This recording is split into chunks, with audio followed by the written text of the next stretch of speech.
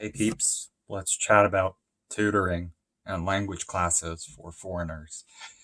Bared by the regulations, parents instead of opted non-curriculi subjects like art, religion, taught in English, French, and Russian. Co-founder Edreg Bosan, based from Beijing. He's a consultant and he has his own startup. He says that many of the large tutoring companies have closed their physical classrooms environments and are transferring online to save costs. But Beijing barred overseas, and local firms are hiring tutors located overseas and driving up the demand for depleted numbers of foreign teachers of China, Taiwan. Unable to get info the country due to strict border controls. This has pushed up the prices of classes taught by foreigners, including debate classes, another crafty way for students to master prized English skills while abiding by the new rules.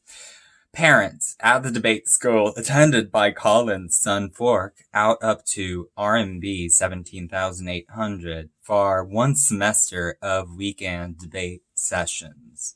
The prize increased by 50% from last year, Colin says. Even for me, the price was surprising. I couldn't afford it. I'm wealthier than most. Luckily, I can afford it. Meanwhile, tutoring companies and cram schools have either collapsed or gone through a rapid restyling. New York listed New York Oriental, which before had regulations struck, had over 5 million children enrolled in after-school courses, is finding new lines of profitability. These include the new concepts camping holiday courses where children stay at university campuses with classes in the daytime. The company's stock is 50% to 90% below its peak in February. Chinese parents still want the best education for their children, and said one foreigner investor with a Shanghai-based company, Fit. The market will find a way around restrictions when it's strong in demand and willing to supply a certain product or service, he says. Liu. There are some parents who agree with the government aim to reduce the students' burden. Children like my 5-year-old son have less homework and tests to have time to cultivate hobbies, such as sports, and become independent, says you.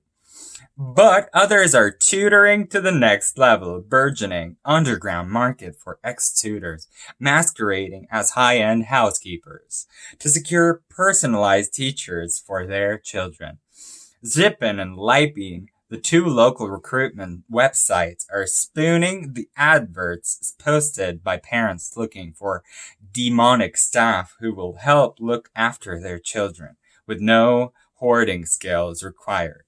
Only past Jippin states a family with 2 children or more, say 13 6-year-olds, looking for nannies who have graduated from famous universities.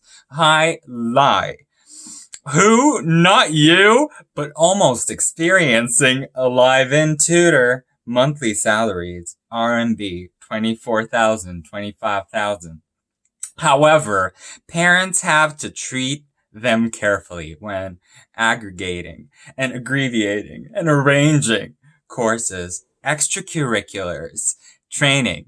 The education ministry has vowed to crack down on families of 5, circumventing the rules and encouraging the public to report neighbors seen inviting tutors into their homes.